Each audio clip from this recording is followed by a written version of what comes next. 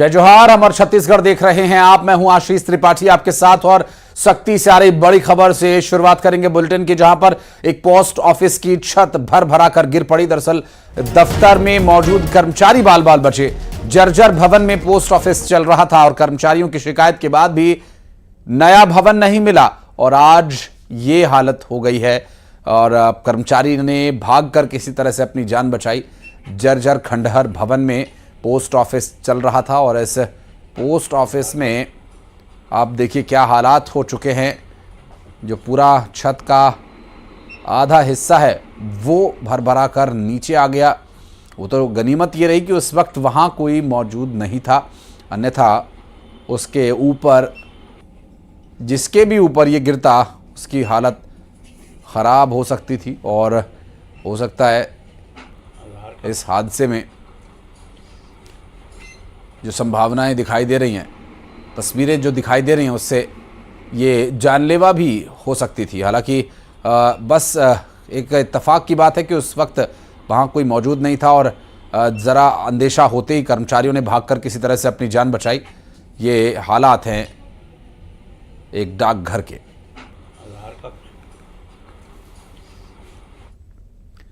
सारंगगढ़ में भीषण सड़क हादसा हुआ, जहां बिलाईगढ़ में बेकाबू एक ट्रैक्टर पलट गया। आपको बता दें कि हादसे में 5 लोग घायल हो गए, जबकि 3 की हालत अभी भी गंभीर बताई जा रही है और सभी घायल बिजली विभाग में ठेका कर्मचारी हैं। बोड़ा और पिरदा के बीच ये हादसा हुआ। घायलों का बिलाईगढ़ अस्पताल में इलाज जारी है।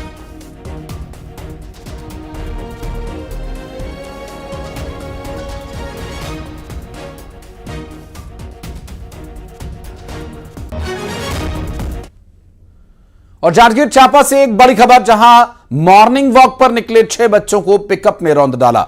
हादसे में 6 बच्चे गंभीर रूप से घायल हो गए। इनमें से 2 बच्चों की हालत गंभीर बताई जा रही है और घायल बच्चों को प्राथमिक इलाज के बाद बिलासपुर रेफर कर दिया गया। घटना के बाद पिकअप वाहन चालक वाहन लेकर फरार है और सभी बच्चे पामगढ़ कुटर्रा बोर्ड के रहने वाले बताए जा रहे हैं और पामगढ़ पुलिस हादसे की जांच में जुटी हुई है। आपको बता दें कि 2 बच्चों की हालत इस हादसे में काफ़ी गंभीर बताई जा रही है और बच्चों को बिलासपुर रेफर किया गया। हादसे के बाद पिकअप ड्राइवर वहां से फरार हो गया। मॉर्निंग वॉक पर ये बच्चे गए हुए थे।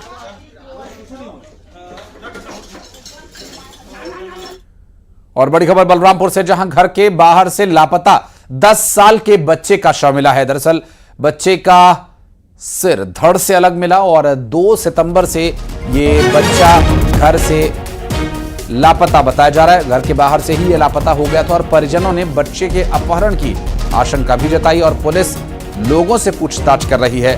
बलंगी पुलिस चौकी क्षेत्र के तोरफा गांव का ये पूरा मामला है।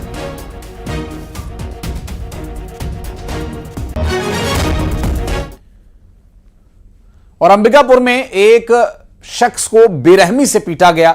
न सिर्फ इसकी पिटाई की गई बल्कि उस मारपीट का वीडियो बनाकर भी सोशल मीडिया पर अपलोड कर दिया गया। दरअसल एक घर की छत पर ले जाकर उसके साथ बुरी तरह से मारपीट की गई। पिटाई का वीडियो बनाकर सोशल मीडिया पर अपलोड कर दिया गया और करीब 2 घंटे तक बुरी तरह से उसे पीटा। गांधीनगर थाना इलाके का ये पूरा मामला। और वो गुहार लगाता रहा और अपने को बचाने के लिए मिन्नतें करता रहा, लेकिन उसकी एक न सुनी और उसे पीटते रहे और बेदम उसकी पिटाई की।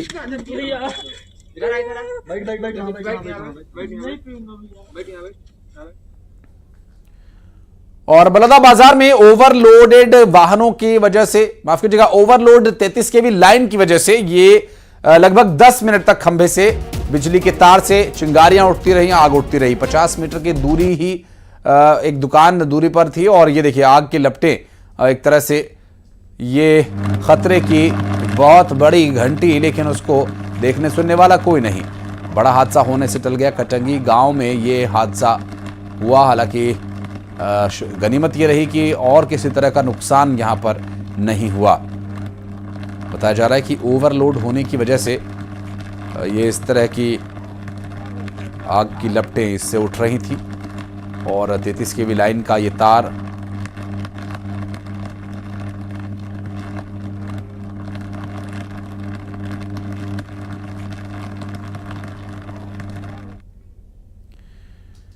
दुर्ग में एक शख्स की हत्या से पूरे इलाके में सनसनी फैल गई। बताया जा रहा है कि मरने वाला शख्स बदमाश ही था। 20 से 25 लोगों ने लाठी डंडों और हथियारों से पीट पीट कर उसकी हत्या कर दी। भिलाई के हथखोज में यह वारदात हुई। भिलाई 3 पुलिस मामले की जांच में जुटी हुई है।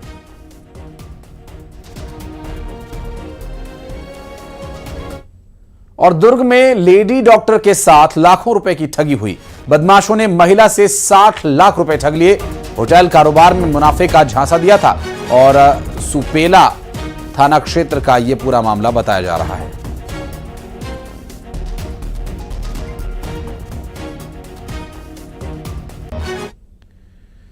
तो वहीं कोरिया में पुलिस का बड़ा एक्शन देखने को मिला। दरअसल पुलिस ने गश्त में 101 संदिग्धों को पकड़ लिया है। जिले के 100 अधिकारियों और कर्मचारियों की टीम ने एक साथ कार्रवाई को अंजाम दिया। पटना थाना क्षेत्र का यह पूरा मामला बताया जा रहा है।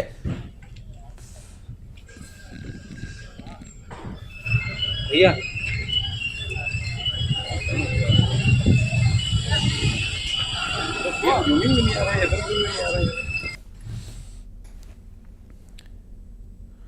और दिल्ली में नक्सलियों के खात्मे को लेकर एक बड़ी बैठक बुलाई गई और बैठक के बाद केंद्रीय गृह मंत्री अमित शाह ने नक्सलियों से हथियार छोड़कर मुख्यधारा में लौटने की अपील की। अमित शाह ने कहा कि नक्सलवाद मानवता का दुश्मन है। नक्सलवाद गांवों में विकास की राह में बाधा है। अमित शाह ने कहा कि हाल के समय में 13,000 नक्सलियों ने हथियार छोड़े हैं। नक्सली हिंसा की घटनाओं में 53% की कमी आई है। अमित शाह ने कहा छत्तीसगढ़ की सफलता हम सब के लिए उत्साह की प्रेरणा लेकर आई है। बैठक में नक्सल प्रभावित राज्यों के सीएम और आला अफसर मौजूद रहे। बैठक में छत्तीसगढ़ के सीएम विष्णुदेव साय और एमपी के सीएम डॉक्टर मोहन यादव भी मौजूद रहे। सरकार बनने के बाद 21 जनवरी को गया था। तब काफी डिटेल प्लानिंग छत्तीसगढ़ सरकार और भारत सरकार के मिलकर किया था और 24-25 अगस्त को भी मैं गया। उस वक्त छत्तीसगढ़ और सटे हुए 6 जिलों के सभी मुख्य सचिव और डीजीपी के साथ मीटिंग की थी और 2 दिन तक विकास और नक्सली ऑपरेशन दोनों की दृष्टि से एक डिटेल रणनीति का हमने चॉकआउट करने का काम किया था। आज मैं फिर से एक बार छत्तीसगढ़ के मुख्यमंत्री, गृह मंत्री, उनके डीजीपी, उनकी पूरी टीम को हृदय से बधाई देना चाहता हूं क्योंकि जनवरी से अब तक लगभग 194 नक्सली छत्तीसगढ़ में सुरक्षा बलों के साथ मुठभेड़ में मारे गए हैं। 801 गिरफ्तार हुए हैं और 742 ने आत्मसमर्पण। छत्तीसगढ़ की सफलता हम सब के लिए उत्साह की प्रेरणा लेकर आई है। छत्तीसगढ़ में केवल हथियारी ऑपरेशन नहीं चलाए गए, सरेंडर हुए वो भी एक अलग बात है, परंतु इसके अलावे वामपंथी उग्रवाद से प्रभावित सभी जिलों के अंदर छत्तीसगढ़ सरकार ने एक विकास का नया अभियान चला है। 300 के आसपास व्यक्तिगत और फैमिली के साथ जुड़ी हुई भारत सरकार और छत्तीसगढ़ सरकार की योजनाओं को 100% सैचुरेशन का लक्ष्य रखा है। इसके कारण गांव में स्कूल पहुंचा है, सस्ता अनाज की दुकान पहुंची है, सस्ती दवाइयों की दुकान पहुंची है, पब्लिक हेल्थ सेंटर बनाए गए हैं और सेकेंडरी स्कूलों की भी शुरुआत। और बात करेंगे हमारे सहयोगी अशरफ काजमी इस वक्त हमारे साथ मौजूद हैं। अशरफ, यूं तो मध्य प्रदेश, महाराष्ट्र, तेलंगाना, आंध्र प्रदेश, झारखंड, बिहार सभी राज्य किसी न किसी रूप में इस नक्सलवाद से प्रभावित हैं, लेकिन छत्तीसगढ़ ऐसा राज्य है जो इस वक्त सबसे ज्यादा इस परेशानी से पीड़ित है और यहां पर लगातार रिकवरीज भी हो रही हैं, लोग सरेंडर कर रहे हैं और जो मुख्यधारा से नहीं जुड़ रहे हैं उनके अंजाम तक उन्हें पहुंचाया भी जा रहा है। आज की बैठक जो अंतिम प्रहार की बात गृह मंत्री करते हैं उसके लिहाज से कितनी अहम रही, क्या कुछ बातचीत हुई और क्या डिटेल्स मिल पा रही हैं? देखिए, बैठक खत्म हो चुकी और आप देख सकते हैं कि ये अलग अलग मुख्यमंत्रियों और अधिकारियों का काफिला है जो बाहर आ चुका है और इस बैठक में सबसे महत्वपूर्ण ये रहा है कि यहाँ पर बैठक में अमित शाह ने छत्तीसगढ़ मॉडल की तारीफ की है। कैसे छत्तीसगढ़ सरकार ने एक अच्छी रणनीति बनाकर नक्सल को खत्म करने के लिए जो योजना बनाई वो बहुत कारगर रही। अभी हाल ही में जो एनकाउंटर हुआ उसमें 31 नक्सलियों को मारा गया। इस पूरी घटना की गृह मंत्री ने इस समीक्षा बैठक में तारीफ करी और कहा कि इस तरह से सीखना चाहिए कि कैसे छत्तीसगढ़ मॉडल है। और जो सबसे महत्वपूर्ण बात है, उन्होंने गिनाया कि पिछले 9 महीनों में छत्तीसगढ़ में 194 जो नक्सली हैं वो मारे गए, 800 के करीब गिरफ्तारियां हुई, 738 के आसपास सरेंडर हुए। तो जो सरकार की पुनर्वास नीति है और छत्तीसगढ़ से नक्सलवाद को खत्म करने की जो रणनीति है वो बहुत कारगर है, इसकी तारीफ उन्होंने की। और साथ ये कहा कि इसकी पीछे की वजह जो है वो डबल इंजन की सरकार है। केंद्र सरकार और राज्य सरकार मिलकर काम कर रही है।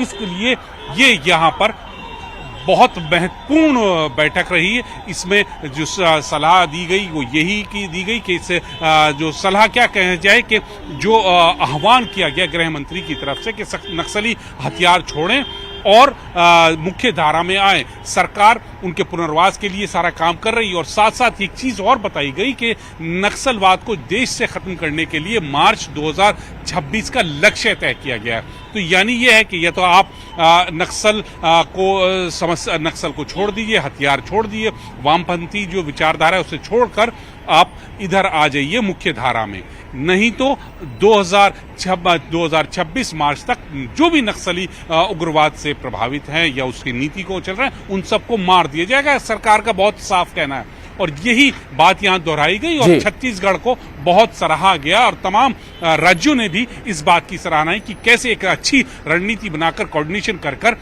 इस ऑपरेशन को अंजाम। स्वाभाविक है। बहुत शुक्रिया आपका इस पूरे मामले पर जानकारी देने के लिए।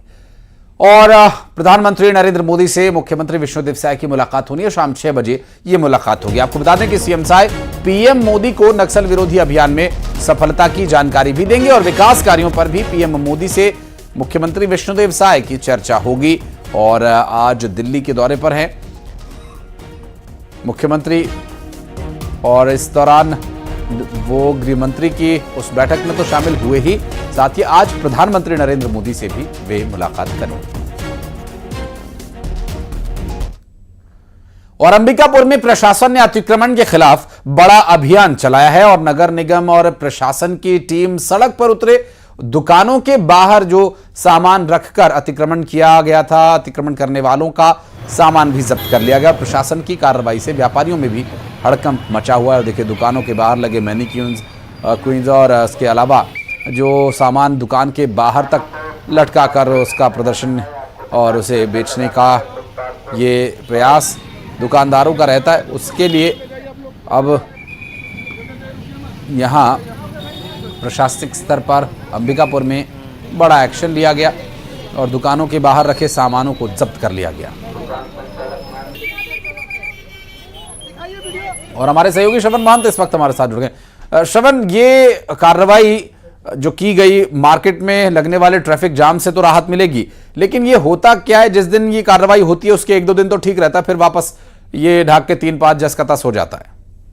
बिल्कुल, ये बात तो तय है कि कार्रवाई के बाद 2-3 दिन तक ठीक रहता है। इसके बाद जो है व्यवस्था उसी तरह से हो जाती है और त्योहारी सीजन को देखते हुए यातायात को किसी तरह से लोगों को परेशानी ना हो, इसके लिए जो है पहले भी जो पुलिस प्रशासन और व्यापारी जो संघ है उनसे बैठक की गई थी। उनमें निर्देश दिया गया था कि भाई सामने जो दुकान के सामने जो अतिक्रमण कर रख लेते हैं सामान, जिसकी वजह से जो है जाम की स्थिति बनती है, लोगों को घंटों जाम में फंसना पड़ता है, परेशानी होती है। इसको देखते हुए आप लोग उसको अंदर कर लीजिए, अन्यथा कार्रवाई की जाएगी। और 3 दिन का अल्टीमेटम दिया गया था, लेकिन 3 दिन बाद भी जब जो व्यापारी थे, दुकानदार थे, वो उन्होंने उनके निर्देशों का पालन नहीं किया। इसके तात्पर्य में आज जो है नगर निगम के साथ जो है पुलिस का टीम और जो प्रशासन है वो सड़कों पर उतरी थी और इसके साथ ही जैसे ही कार्रवाई करना शुरू की है, व्यापारियों में हड़कंप मच गया। जो सामान बाहर निकले थे उसको भी नगर निगम ने जब्त किया है और आज जिस तरह से कार्रवाई होती है, अब देखना ये होगा कि आगे में भी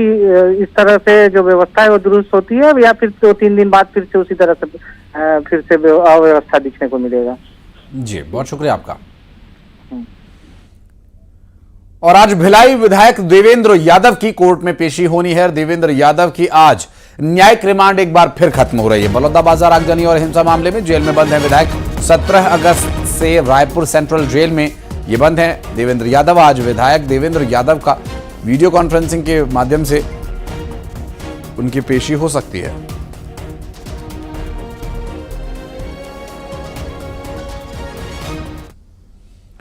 और बढ़ते आगे 20 बड़ी खबरें फटाफट अंदाज में। दिल्ली में हुई बैठक के बाद बोले अमित शाह, नक्सल